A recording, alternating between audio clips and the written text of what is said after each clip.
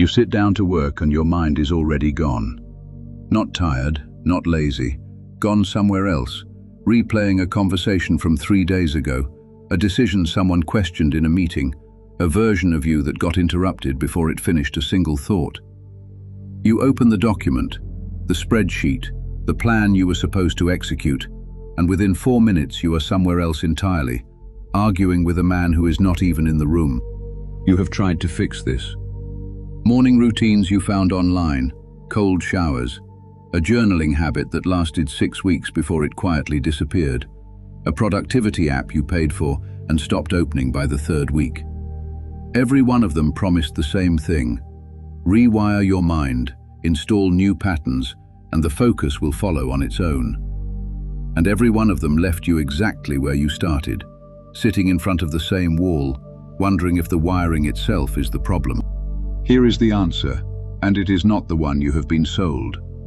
The real reason your focus keeps breaking has nothing to do with a broken mind that needs to be reprogrammed. It is a mind carrying weight that was never yours to carry in the first place. Other men's opinions you never asked for. Arguments you already won and keep refighting in your head. Obligations you agreed to out of guilt instead of judgment. Your mind is not the problem. What you have allowed to sit inside it, uninspected, for years, is. That distinction changes everything about how you actually fix this, and most men never make it.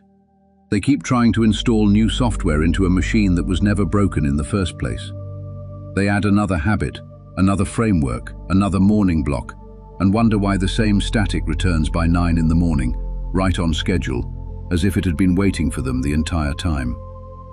You have watched this happen to men you respect, men with real titles and real responsibility, who can run a department or close a difficult deal, and still cannot sit through a single quiet hour without reaching for a phone that has nothing new on it. Tonight you are going to see what has actually been sitting in there the whole time, why no amount of adding has ever cleared it out, and why removing it works when adding to it never did. The advice that was never going to work. Every productivity system sold to men your age starts from the same broken premise: that discipline is a matter of installation. Add a habit, add a routine, add a mental model. Stack enough additions on top of each other, and eventually a sharper, more focused version of you will emerge from underneath the pile. It sounds reasonable. It fits neatly into a video description or a course landing page. It is also the reason you likely have a folder of half-finished systems on your phone right now, and a mind that still wanders the second something goes quiet. The Stoics never approached the mind this way, and it is worth asking why a framework more than 2,000 years old still outperforms systems built by people who study attention for a living. Marcus Aurelius did not run an empire by installing new mental software every morning between wars and plagues and betrayals inside his own court. He ran it by constantly clearing out what did not belong there. Other men's opinions of him, resentments toward advisors who had failed him, judgments about outcomes he could not control, before any of it could take up residence and start dictating his decisions for him. The removal was the discipline, not the addition. This is the part almost nobody selling you a routine will say out loud, because clearing something out does not sell nearly as well as adding something new. A course built around subtraction is a hard sell. A course promising 7 new habits before breakfast writes itself, and men buy it every single week. But the man who has actually built something, who has led people through a difficult quarter, negotiated a contract under real pressure, carried the weight of decisions that affect other people's income and families, already knows in his body that this is true. The moments he performed worst were never the moments he lacked a system. They were the moments his head was full of something that had no business being there, and no morning routine on earth was going to clear it for him. Think back to the last time you performed below your own standard in something that actually mattered. It was rarely a skills problem. You already had the competence. What you did not have in that moment was a clear head, because it was occupied by something you never chose to let in and never got around to putting down. The noise you never asked for. Walk through an ordinary day and count what actually occupies the space behind your eyes when no one is watching. A comment a colleague made that you are still arguing with hours later in a conversation that is not happening anywhere except inside your own skull. A decision from last quarter that someone questioned once briefly in a meeting that ended 20 minutes later for everyone except you, and that you have now replayed 40 times, refining your defense of it as if the person who raised it is still standing there waiting for your answer. A judgment you imagine someone might be forming about you right now, in a room you are not even in, based on nothing but your own imagination running the worst possible version of the scene. None of that is yours. You did not choose to carry it. It arrived uninvited, the way weather arrives, and somewhere along the way you started treating it like furniture, like something permanent that belongs in the room, instead of what it actually is. Something passing through that you have been holding onto with both hands, refusing to let it pass the way it was always going to. Notice how much of it involves people who are not thinking about you at all right now. The colleague who made the comment has moved on to his own afternoon. The person who questioned your decision in that meeting has forgotten the specific wording of what he said within the hour. You are the only person still in that room, still holding the transcript, still preparing a rebuttal for an argument that ended for everyone except you a long time ago. He who lives in harmony with himself lives in harmony with the universe. Marcus Aurelius wrote that line while commanding an empire under constant threat, not while meditating in a quiet room with nothing at stake and no consequences attached to a wrong decision. He understood that a man at war with what he cannot control will never find harmony with anything, least of all himself. The noise in your head right now is not evidence that you need a better system, a sharper app, or a fifth podcast on productivity. It is evidence that you have been letting things in that were never yours to hold in the first place, and no one ever taught you how to hand them back. Try this the next time it happens, when your mind pulls you into an argument that already ended, or a judgment that was never actually spoken out loud by anyone. Say to yourself plainly, without theatrics, "This belongs to someone else, and I am handing it back right now." Not as a trick, not as a productivity hack borrowed from a book, as an accurate description of what is actually happening in that moment, because it is exactly that. Nothing more dramatic than a man correctly identifying what does and does not belong to him. The man who dismisses this as too simple to matter is usually the same man who has spent years trying to out-discipline a problem that discipline was never built to solve. You cannot outwork noise that was never supposed to be inside you to begin with. You can only stop letting it in, one moment at a time, starting with the very next thought that does not belong to you. What actually breaks under pressure? But here is where it gets uncomfortable, because clearing out what does not belong to you is the easier half of this entire equation. There is a second category of weight sitting in your mind right now, and unlike the first one, you cannot simply hand this one back to whoever it came from. This one is yours. It has always been yours. And the real reason your focus keeps breaking under actual pressure, the kind that shows up in a negotiation, a difficult conversation with someone you lead, a decision with consequences that do not disappear when you close the laptop, is that you have been treating this second category exactly the same way you treated the first. You have been trying to clear it out too, push it down, distract from it, rewire past it. That is the mistake almost nobody catches, and it is the one that actually costs you the most. What you cannot control was never yours to rewire. Start with what belongs to you and cannot be removed, only faced directly. Every man carries a handful of decisions he cannot undo, conversations he cannot take back no matter how many times he replays them differently in his head, moments where he reacted instead of choosing, and everyone in the room saw it happen. The instinct is to treat these the exact same way you treat the noise from the previous block, to push them out, distract from them, bury them under a new routine, and call the burial progress. That instinct, more than any missing habit, is where men lose years of their own clarity. Disease is an impediment to the body, but not to the will. Epictetus said this from the position of a man who had lived through actual physical limitation, not as an abstraction dressed up for a quote graphic. The line is not about illness specifically, and it was never meant to be read that narrowly. It is about the difference between what happens to you and what you decide to do with it afterward. A setback, a mistake made in front of people who mattered, a version of you that failed publicly and cannot be undone. None of that determines what you do next unless you personally decide to let it. The will stays intact even when the circumstance does not. Most men never actually test this claim, because testing it means sitting with the discomfort of what happened, instead of rewiring past it with a new morning stack. Say this to yourself if the moment calls for it, when a past decision resurfaces uninvited and tries to pull you off course in the middle of something that matters right now. What happened is fixed, and no amount of replaying it changes a single detail of it. What I do next is not fixed. That is not a slogan for a wall.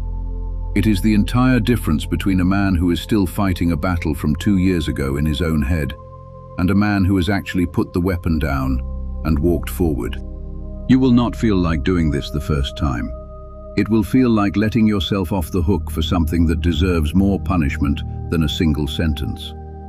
That feeling is worth naming honestly. It is not justice, and it never was. It is a habit of self-punishment dressed up as accountability, and the two are not the same thing, no matter how similar they feel from the inside. The shadow work no one markets. There is a category of weight men your age carry that is harder to name than regret, because it rarely announces itself honestly as regret. It shows up disguised as irritation, a colleague's arrogance that bothers you far more than the situation actually warrants, a junior employee's carelessness that sends you into a response disproportionate to the mistake itself, a friend's dishonesty that you cannot stop turning over in your mind days after the conversation ended. The intensity of the reaction is always the tell, the detail that gives away what is actually happening underneath it. When something in another man irritates you far past what the moment justifies, it is rarely, if ever, entirely about him. Everything that irritates us about others can lead us to an understanding of ourselves. Carl Jung spent a career studying exactly this pattern in the men and women who sat across from him, and he was not being poetic when he wrote it down. The trait that grates on you hardest in another man is usually a trait you have suppressed in yourself, buried, or refused to look at directly. Or it is a version of a mistake you are still quietly ashamed of having made yourself years ago in a different room with different stakes. This is not comfortable to hear, and it was never designed to be comfortable. It was designed to be accurate, and accuracy, not another habit stacked on top of the resentment, is the only thing that actually clears a mind. This is uncomfortable territory, and it is uncomfortable for a specific reason. It requires you to stop asking what is wrong with the people around you, the colleague, the employee, the friend, and start asking what part of yourself you have been actively refusing to look at directly for longer than you would like to admit. No course sells this angle because it does not feel like progress when you are in the middle of it. It feels like confrontation with yourself. It is also, without exaggeration, the fastest path back to a mind that is not constantly reacting to things that have very little to do with what actually happened in front of you. Say this the next time an outsized reaction catches you off guard, before you say anything to the person who triggered it. What is this actually about?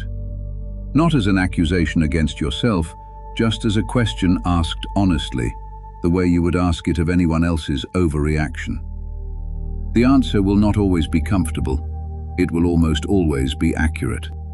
The discipline that has nothing to do with mornings. Here is where the entire premise you were originally sold falls apart completely, and it is worth sitting with that collapse instead of rushing past it. You were told discipline is what you do in the first 60 minutes after waking up, the cold shower, the journal, the 10 minutes of stillness before the phone comes on. Discipline is not a morning.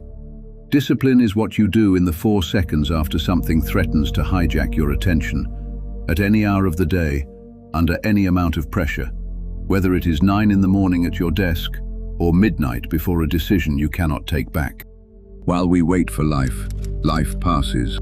Seneca wrote that as a direct warning against exactly this trap, the belief that real focus, real clarity, real command of yourself is something you will build eventually, once the right system is finally in place, once the noise finally quiets down on its own, without you having to do anything uncomfortable about it. It will not quiet down on its own. The moment you decide to stop waiting for ideal conditions and start practicing the actual handoff in real time, this belongs to someone else, and I am returning it. This is mine, and I am facing it directly. This is a distortion, and I am naming it before it runs the rest of my afternoon.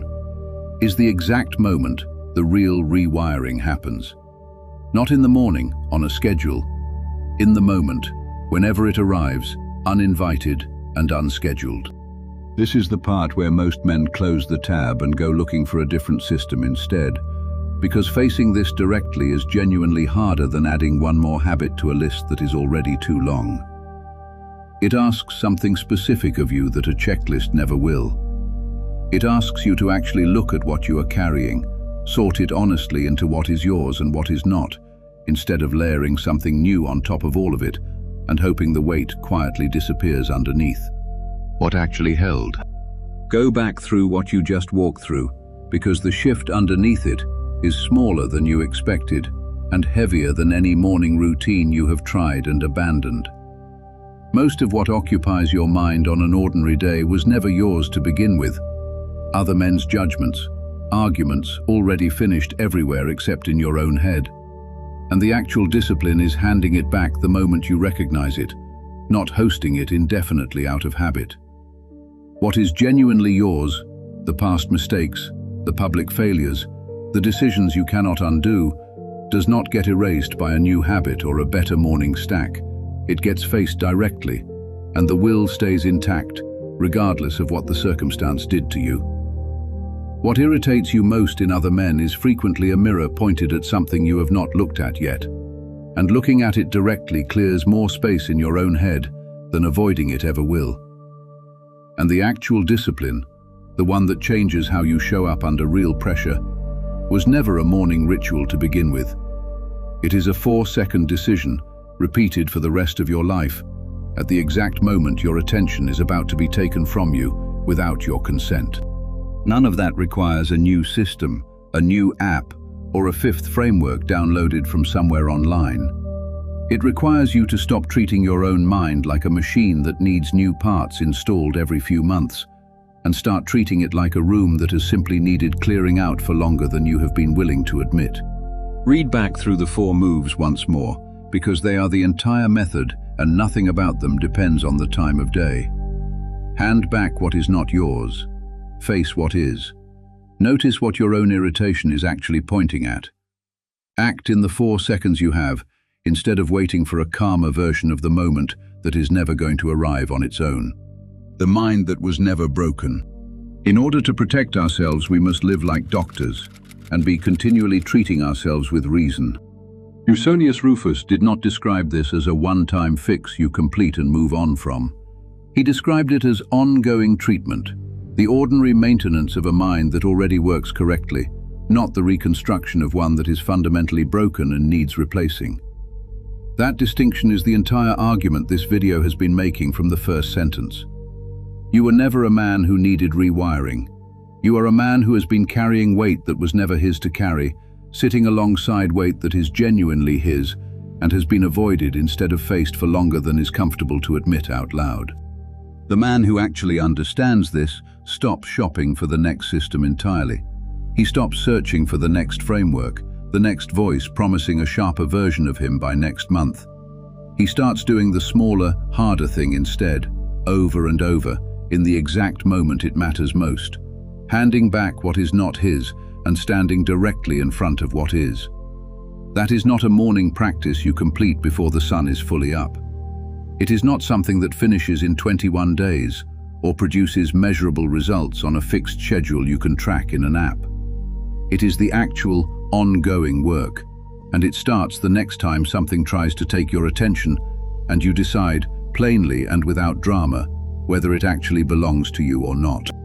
If this is the first time you have heard your own focus described this way, not as a discipline problem to be solved with another habit, but as a possession problem to be solved by sorting what is yours from what never was, say so in the comments below, because the next man who reads this needs to hear it stated as plainly as you just heard it. Marcus Aurelius, Seneca, and Epictetus did not write for men who wanted to feel better for 20 minutes before returning to the exact same noise. They wrote for men who wanted to carry only what is actually theirs and put down everything else permanently, starting now, not next Monday. That is the work. It starts the moment you close this video and something tries to take your attention before you have even finished reading these words.